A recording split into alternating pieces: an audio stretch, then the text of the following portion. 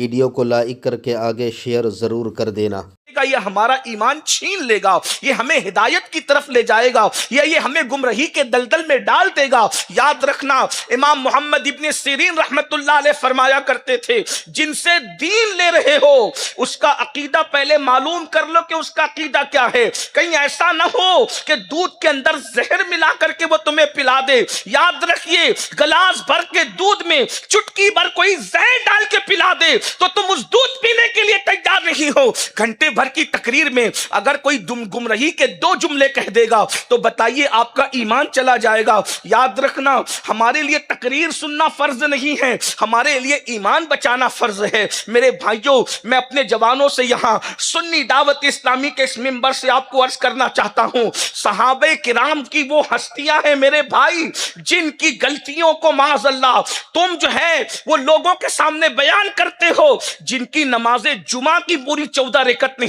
وہ صحابہ کا حساب کتاب کے کرنے بیٹھ گئے، جنہیں استنجا کے مسائل نہیں پتا، وہ صحابہ کے کردار پر گفتگو کرنے بیٹھ گئے۔ یاد رکھو، صحابہ وہ ہیں، اگر قرآن اٹھا کر کے پڑھیں تو قرآن صحابہ کو یوں ڈسکس کرتا ہے، وَالْعَادِيَاتِ ضَبْحًا فَالْمُورِيَاتِ قَدْحًا فَالْمُغِيرَاتِ صُبْحًا۔ صحابہ کا کردار یہ ہے، جب صحابہ مصطفیٰ جان رحمت کے پیچھے پیچھے اللہ کی راہ میں گھوڑا دوڑاتے ہیں تو گھوڑے کی ٹاپ سے جو دھول اڑ کر کے آگے بڑھتی ہے، اللہ صحابہ کے گھوڑوں کی ٹاپ سے لگنے والی دھول کی قسم قرآن میں یاد فرماتا نظر آتا ہے، جن کے گھوڑوں کی ٹاپ سے لگنے والی دھول کی شان یہ ہے کہ قرآن اس کی قسم کھاتا ہے، تو صحابہ کے گھوڑوں کا عالم کیا ہوگا، اور پھر صحابہ کرام کی عظمت و بزرگی کا عالم کیا ہوگا۔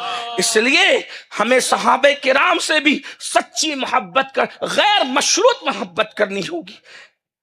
ہم صحابہ کے کردار پہ کیا قرآن جس کو کہتے ہیں رضی اللہ عنہم ورضوا عنہ، اللہ ان سے راضی وہ اللہ سے راضی، تو بات دور نکل گئی۔ عرض کیا کر رہا تھا، سرکار غریب نواز نے اپنی نالین کو، اپنی کھڑاؤں کو اڑایا، جب دیکھا کہ کتابی کی دم میں اور اس کے پھونک میں اتنی تاثیر ہے کہ مسلمان اس طرف جا رہے ہیں، تو خوف ہوا کہ لوگ گمراہ نہ ہو جائیں، لوگ گمراہ نہ ہو جائیں۔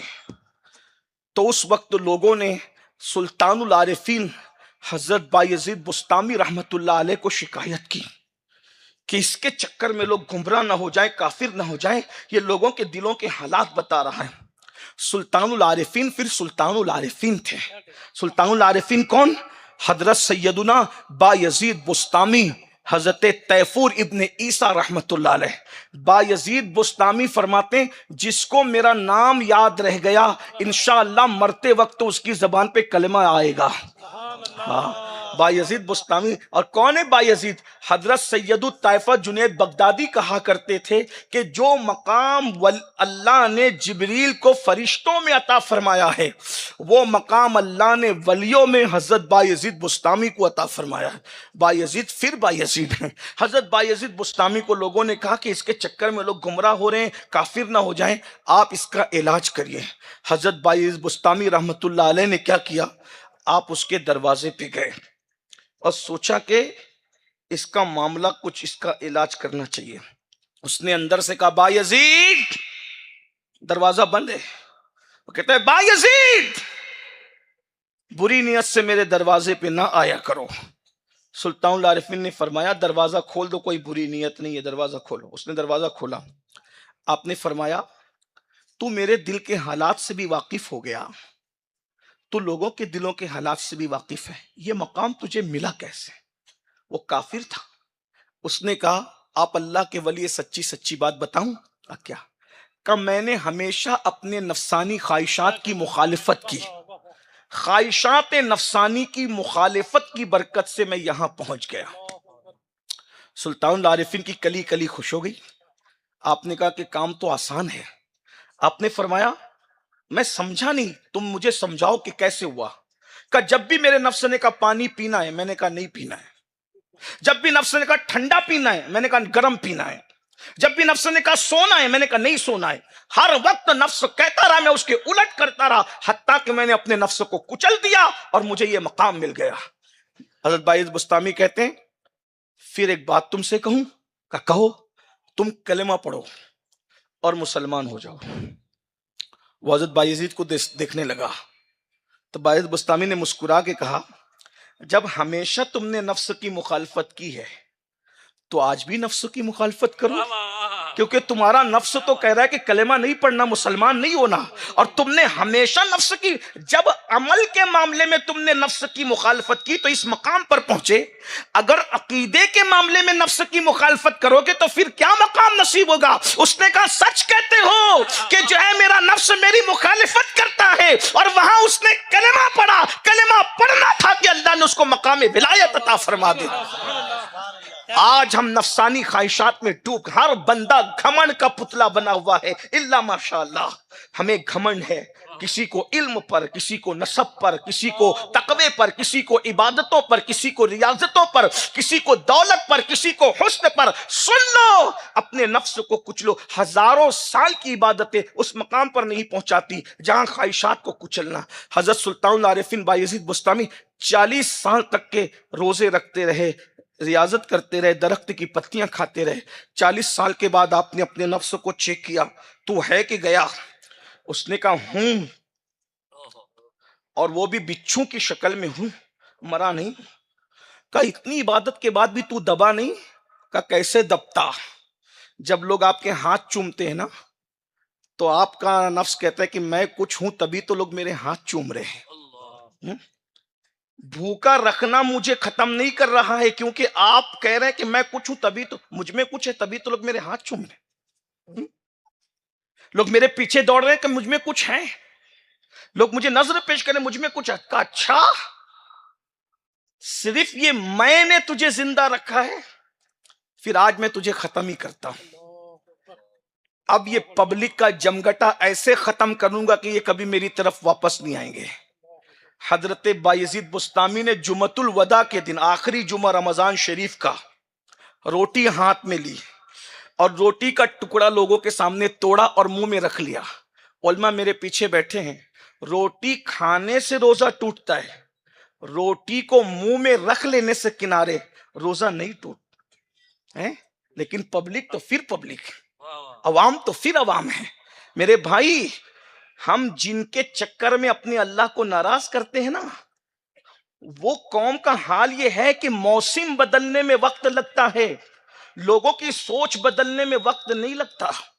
یہ تعریف کرنے والے کب توہین کریں گے، یہ تعریف کرنے والے کب گالیاں دیں گے، یہ گالیاں دینے والے کب تعریف کریں گے. انسان بہت غیر مستقل مزاج ہے. قرآن نے اس کو ظلومن جہولا فرمایا ہے. انسان کا اعتبار نہیں ہے اس کی کیفیت. ایک سیکنڈ میں انسان کا دل سینکڑوں مرتبہ بدلتے رہتا ہے، بدلتا رہتا. وہ اللہ کے بارے میں بدل جاتا ہے، ہماری اوقات کیا ہے. اسی لیے ام المومنین حضرت ام سلمہ سے کسی نے پوچھا کہ رسول اللہ پوری زندگی میں سب سے زیادہ کثرت سے کون سی دعا کرتے تھے؟ آج وہ بھی عرض کر دوں بطور تحفہ، اللہ کرے یہاں پر ہم یہ دعا کریں. حضور کی پوری زندگی میں سب سے کثرت سے حضور نے جو دعا مانگی ہے تعلیم امت کے لیے، ایک ہی دعا ہے. حضور دعا کرتے تھے یا مقلب القلوب ثبت قلبی علی دینک. اے دلوں کے الٹ پھیر کرنے والے، اے دلوں کے الٹ پلٹ کرنے والے، دلوں کے بدلنے والے، میرے دل کو اپنے دین پر ثابت قدمی عطا فرما. جو نبی مکمل دین ہیں، جو نبی ایمان ہیں، ایمان کا ایمان ہے، ایمان کی جان ہے، وہ تعلیم امت کے لیے دعا کر رہے ہیں کہ اپنے دل کو ثابت قدمی کے لیے اللہ کی بارگاہ میں دعا کرو.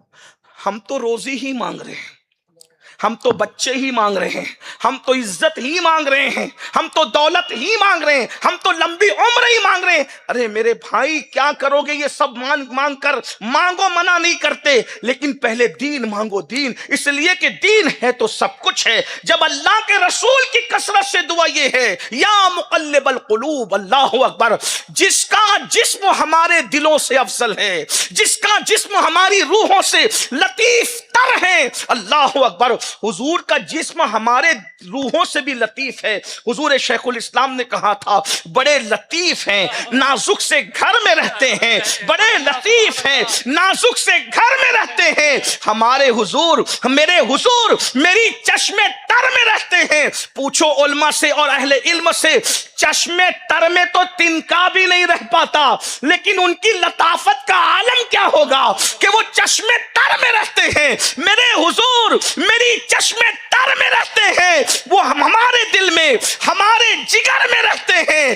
انہی کے گھر ہے, وہ اپنے ہی گھر میں رہتے ہیں. اللہ اکبر. اللہ کے رسول علیہ السلام پھر بھی حضور ہمارے جسموں سے, ہماری روحوں سے زیادہ ان کا جسم لطیف تر ہے. اس کے باوجود بھی وہ دعا کرتے تعلیم امت کے, یا مقلب القلوب ثبت قلبی علی دینک.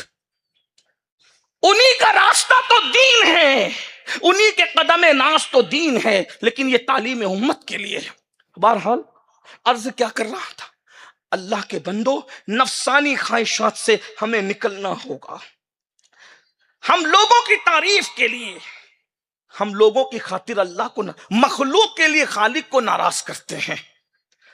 ہم اپنے چہروں کو تو سنوار رہے ہیں جس کو لوگ دیکھتے ہیں, ہم اس دل کو نہیں سنوارتے جس کو یار دیکھتا ہے.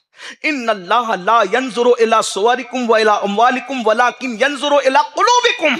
اللہ نہ تمہارے چہرے دیکھتا ہے نہ تمہارے مال دیکھتا ہے, وہ تو تمہارے دلوں کو دیکھتا ہے, وہ دلوں کی کیفیتوں کو دیکھتا ہے. تو بایزید بستامی کہتے ہیں میرے ہاتھ چومنے کے میں پنے کی وجہ سے تو 40 سال کی عبادت کبھی تجھ پہ کوئی اثر نہیں ہوا, اب میں تجھے ذلیل کرتا. نفس کو ذلیل کرنا خدا کے لیے یہ ساری عبادتوں کی جان ہے.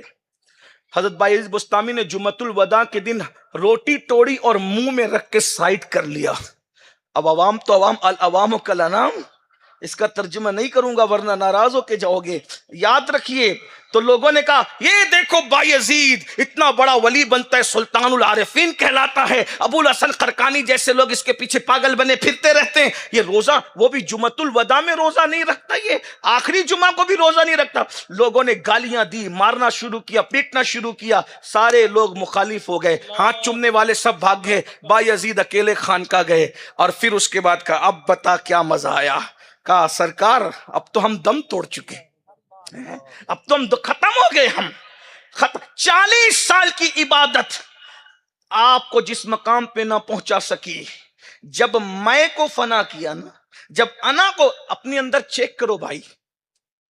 نسب کا گھمنڈ, علم کا گھمنڈ, عبادت کا گھمنڈ, حسن کا گھمنڈ, کس کی کو کچھ سمجھتے ہو؟ مخدوم بہار علامہ شرف الدین یحییٰ منیر رحمت اللہ علیہ فرماتے ہیں اگر تیرے دل میں ذرہ برابر بھی تکبر ہے تو تیری عبادت قبول نہیں.